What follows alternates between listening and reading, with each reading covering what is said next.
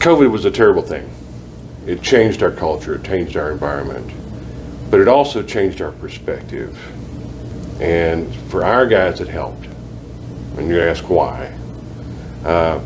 March the 13th, of 2020, our president came out and said, everybody go home, shelter in place. And we all did. And a lot of us sheltered in place for quite a while before we got tired of it and went back out. Well, it gave us perspective of what our guys live with every day. So imagine,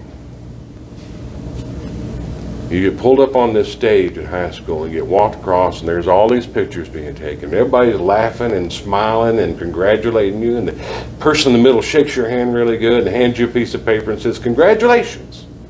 Life as you know it just ended. The bus ain't coming anymore.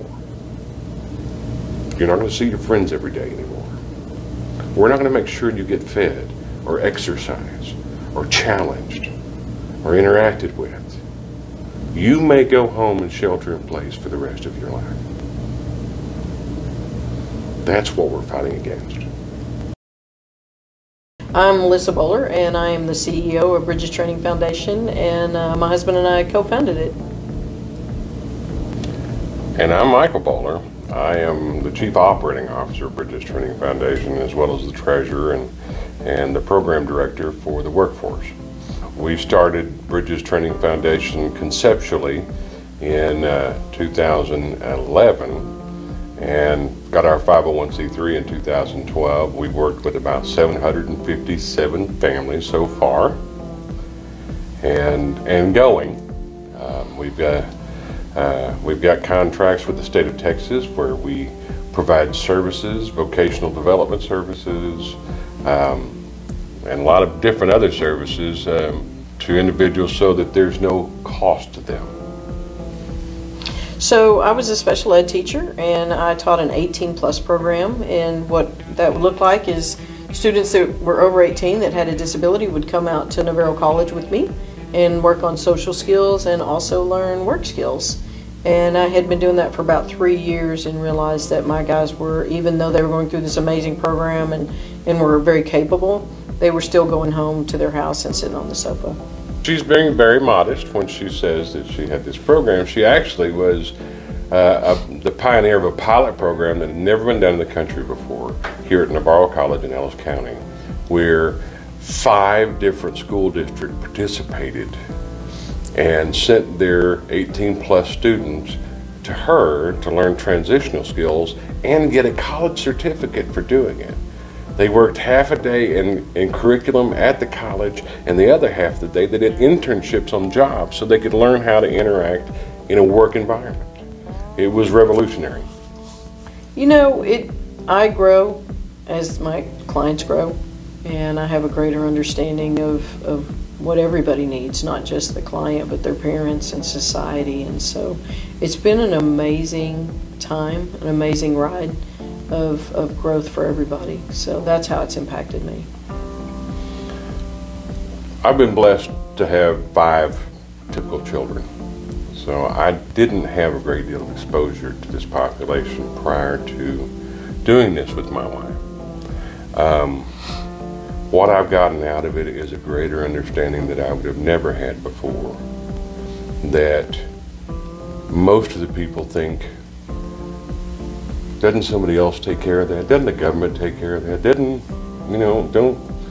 Don't they get services? Well, the answer is yes, some, not enough. And they have every right that everyone else has. But those rights are often taken away from them because of a diagnosis, because of a label that's put on them. And that's not a world that I'm comfortable living in. Michael and I, we're really work well together because, you know, I'll take half and see it from one way and he'll take half, and those always line up really well because for me, when a situation happens in the room, it's about that individual right there in front of me, period. What do they need? And we also believe that every behavior is a communication, because that's the problem for our population is they cannot communicate to the level you and I can. So when somebody's standing in front of me and there's a problem, I'm going to help them work through that problem. I'm going to look at it as, they're being bad or being defiant. It's just simply a communication. I completely agree with everything that she says, and treating everyone with a level of respect. But that's a double-edged sword, because if I'm treating everyone the same with the level of respect, then my expectations of their behavior also falls right in line. And I'm not afraid to tell our guys, because I don't get caught up in the sympathy, all that. They're just like you and me. And sometimes people need to say, that's not okay. Every interaction with the parents that we have a fundamental structure. And that is, anything that is said and done and decided on and moved forward in this meeting has to be in the best interest of the people we serve. Not just today, but 20 years from now. Because we're making decisions about what's going to be good for our guys, not just the guy that's in front of me. So it's a balance. It's delicate. It's thoughtful. Yeah, and instead of going into a meeting, like obviously we have a husband and wife relationship, and then we have a parent, or we have a teacher, or an employer. And so instead of the conversation being about what I think is best, because what I think is best and what he thinks is best is different. That's right. You're back at home, right? In the middle of your marriage situation. But what we stop doing is going, I have the best idea and we're going to go with it, and I'm going to prove that I have the best idea. That all falls away, and it really helps everybody focus on the structure of, how do we help this person right in front of us? Yes, absolutely. Every day, every conversation, every social opportunity, every outing, we're giving feedback. We're giving encouragement. We're giving redirection. We're giving parents a different perspective to utilize at home, because it takes all of us. Our relationship, we have very strong relationships with everyone that we work with, and so there is constant communication. Considering that's kind of my wheelhouse, the answer is absolutely. As a matter of fact, they don't stop being our clients. We follow up years later. I'll have people that we've placed in jobs come back to me 3-4 years later and say, hey, listen, my boss changed and I'm struggling, I'm having a hard time. And without even thinking about it, we go right back out and we start to work on developing that relationship, that communication, so that we can still maintain that successful position. Also, they'll come back and say, I don't know if I want to do this forever. I want to do something different. I'm ready for a new challenge. Maybe not in those words, but I'm ready for something different. And we go, okay, well, let's figure out what that is. You want to be an astronaut? Cool. Maybe we should work on some math. Got one? Is that you? Oh, you know I do. Yeah, I know which one you're going to say. We have a lot of successes. We do. We really do. But one of our favorite stories is... Go ahead. Nope. It's your wheelhouse. You tell it. We were presented with an individual that there was a lot of question around whether they were going to be successful, even from his own family. And we were able to actually place this individual at FedEx. And after their coaching, which we provided all the coaching for FedEx, we came in every day for like 120 hours and made sure that he truly had every tool he needed to be successful. There was this board up on the wall that had production levels and who was leaders and so forth and so on, and that was a trigger for our guy, and he became the most productive person in the country in the position that he was doing.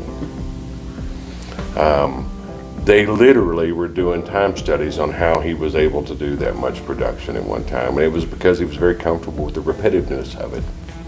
And they actually took the board down because it was killing morale, because nobody could beat him. Just saying, everybody's got their own thing they're good at. Right. It's what we need to focus on. A lot of times our individuals will gravitate to the popular people, and they're not always the nicest people. The bad boys are always popular, and he always gravitated straight to the bad boys. And we were trying to figure out where in the world could we get this person a job that there wouldn't be that bad boy crowd. Well, Chick-fil-A moved to town, and we had an opportunity to get on the ground floor before the building was even opened. We went and spoke to the owner, and the owner said, no problem, come up and have an interview. The last question of the interview, we had to prompt him to say, well, when are you going to make a decision? And the owner said, I've made a decision right now. You're coming to work. He was there for 4.5 years. Worked his way all the way up to where he was actually teaching other people in the kitchen how to do the job. Yeah. He got his own apartment, his own car, and very successful by any measure. So It's really important for you to come talk to us, because we don't have a pamphlet that's going to help you understand how we can help your person, because they're so dynamic and diverse. We're all diverse in our wants, our needs, our background, our temperament, our parenting. So come talk to us, and let's get a plan where we're all working together to give them what they need. That's what I would say, is give us a call. be open-minded. Be open-minded that what I think is best isn't necessarily what is best from all angles.